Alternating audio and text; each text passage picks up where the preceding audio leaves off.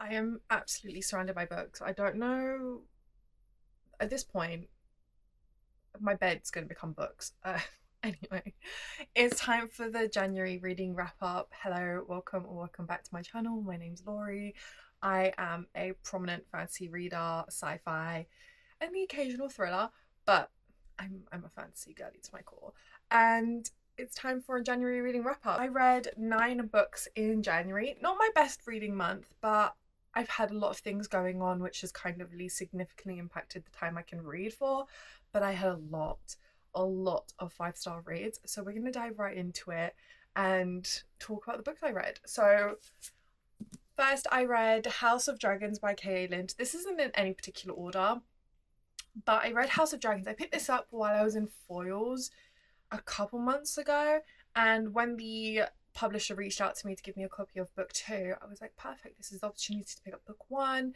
I've been meaning to pick up more dragon romanticities. I've been wanting to kind of broaden my selection of dragon romanticities, and I've heard that this was a good fun time. The reviews are really great for it, and I ended up really enjoying it. I rated it a 3.5. It was a fun, good time. I enjoyed the plot. I really enjoyed the world. I really enjoyed the dragons and their relationships with the Fae and their position in the world, and the trials aspect, the mysteriously broody dark Fae that kind of shows up out of nowhere. No one knows how he was able to leave the wards that were set up around his lands to keep the dark Fae contained. And I think this was the perfect accumulation of everything that we love from a romantasy. I wasn't obsessed with it.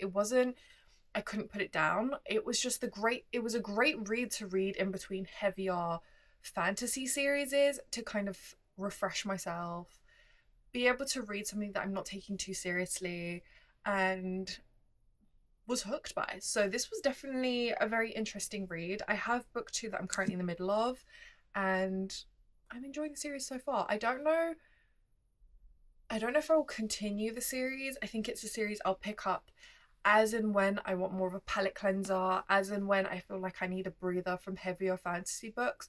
So it'll probably be a series that takes me a little bit more time to get through. But yeah, it was still really fun. I enjoyed the writing of this. Next is Kissed by the Gods by Kathy Rogan. Oh my god. This was everything that everyone had said it was. This was appropriately hyped. I was completely hooked by 20 pages in, and it's just been a hot minute where I felt that I had to read through. I couldn't put it down, otherwise I would not be able to sleep. And I was up till 2 a.m. reading this in one sitting because there was just no way I was going to be able to get a full night's rest without knowing what was going to happen next. Every page was a page turner. Every time there was something happening, you're following a character who has been, her entire people have been oppressed, overlooked, and she ends up coming into a power that she's not supposed to have, power that was, I won't go into too much detail because I don't want to spoil it, but power that was hidden for so long that she didn't really understand. And when soldiers come to her family home to take her brothers to do their duty, when you hit 18, they come and take the sons, and they have to go to the mines to mine this precious material that the soldiers need. And when they come for for her brothers, after having lost one brother already, she loses it and ends up killing the soldiers. And because of that, it triggers her to be hunted and taken and joining the war. She's the first woman to have the power of the gods. And there's a lot more to it. There's a lot more aspects to her. There's still a lot of stuff that's hidden from us as to why she is the way she is, why she has been selected by the gods especially. And there is a lot of history that was hidden from the people and a lot of brainwashing that was happening. So yeah, this was just amazing. Everything was superb. It was a 5-star. Do you know what? I think I first rated this a 4.5, but the fact that I can't stop thinking about it, the fact that I'm still so hyped about it, a few weeks later, I definitely think this is a 5-star read. I had so much fun. I was so hooked. I loved every aspect about this. I have no notes. So yeah, I'm bumping up my rating to 5-star because this was just superb, and I'm so excited for book 2. I have a feeling book 2 is going to come out in 2027, which sucks. But I will be picking up the republished version. I'm so happy I picked up the indie edition. It was like the best decision I've ever made.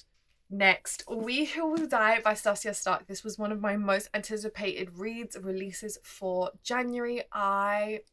This was everything I was expecting and more. Stasia Stark has done it again. Completely hooked me by her romantasy.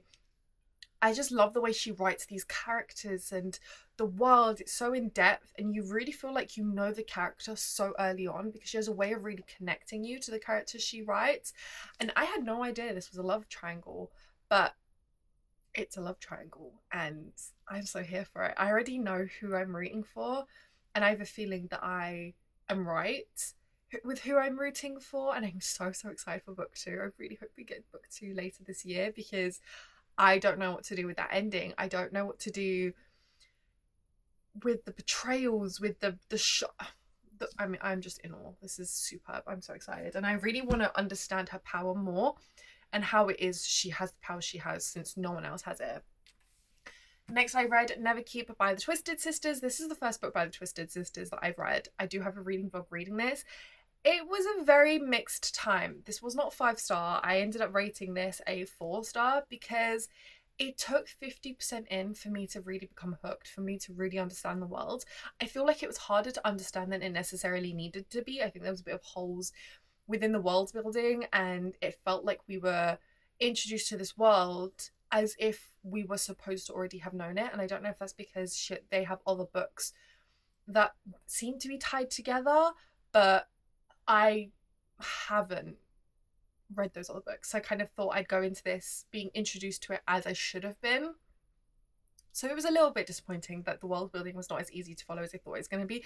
I still have questions as to the gods and the powers and the fae and all of that, but I have a better understanding than I did for the first 50%. But I'm really excited to pick up book 2. I will be picking up book 2 because I feel like now that I understand the world, I'll be able to understand and get hooked easier than I did with the first book. I'm very intrigued by the characters. I'm not very much a dual POV reader when it comes to the first book, so it was a very interesting dynamic to have two very different authors, two very different POVs for characters that were complete opposites to each other but seemed to be tied in some way within this plot. So yeah, very intrigued with where this is going. So I do have Echo Fort behind me, and it is on my February TBR, so I'm looking forward to it.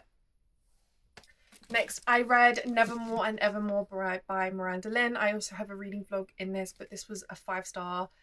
This is a 5-star series. This is a god tier series for me. This is so immaculately written and masterly crafted. I'm obsessed with everything. The ending of Nevermore really had me questioning everything, wondering where I went wrong with how I read things and what I missed. And then reading book 2, I understood things very quickly, that we were kind of misled, but purposely misled to throw us off track. And then being in the midst of this plot with all these characters that are all fighting each other and having to work things out and uncover the pieces and unravel the plot while also being so devastated by what's happened that's kind of fractured all their relationships. I'm really excited for the next book in this series. I think I know what it is, and I'm really looking forward to it. Project Hail Mary by Andy Weir. This is the first sci-fi book I've picked up in a hot minute, and oh my god, I'm so happy I went into the hype and I bought this because I have no words. This was so intriguing and fascinating, and just I'm not a sciencey person. I don't have a sciencey brain, but even though there were things that completely went over my head, I still really loved this. This was a 5-star. I definitely will be picking up more books by Andy Weir. I think they have Artemis and The Martian. I've watched The Martian, but I've never read the book, and I'm so excited to read the book. This was spectacular. 5-star, 6-star. This is... Every reader needs to read this. If you're a fantasy reader especially, I think this is just such a fascinating story and takes turns that you really don't expect. Now, the last two books is the two novellas by Melissa K. Rowick in the world of Lady of Darkness. I just love having this little insight into the characters' history and how they ended up the way they were, how certain relationships were formed the way they did, and it just adds more detail and connections to the story of Lady of Darkness and these side characters that come to mean so much so quickly. I think that's what Melissa K. Rowick is so spectacular at. She's so good at making you fall in love with the side characters as much as the main characters because they're so prominent and you feel like you know them even though you don't have their POV, and you just love all their dynamic together.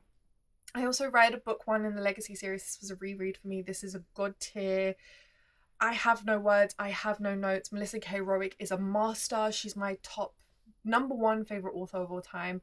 Her series are my favorite series of all time. Nothing tops it. No one writes a universe the way she has written those little Easter eggs, those little nuggets of information that ties so fragilely together, and then when they all the pieces kind of explode together, it's a shock, and I have no words. I am in the middle of filming my Legacy series reading vlog. I'm so excited for that to come out because it's a roller coaster of emotion. It's hard to wade through. It's a very, very dark romantasy, so do check trigger warnings before you read this, but this is just the emotions she can pull from you so easily, and you don't even realize it's happening, and it's so easy to fall into, and your reality no longer exists, and you feel like you're right there with the characters. You're feeling what they're feeling. I can't do justice to how much I love this series and how amazing Melissa K. Rowick is. But if you're ever going to read from an author, I really, really recommend Melissa K. Rowick. Her series are just expertly crafted, and I'm so excited for her next release, Tortured Souls, which follow characters that you're introduced to towards the end of Lady of Darkness, and it's their history before Lady of Darkness takes place. I'm so excited for that. So yeah, 6-star. I mean, this is what I mean. January was an amazing reading month. I have so many 5-star reads.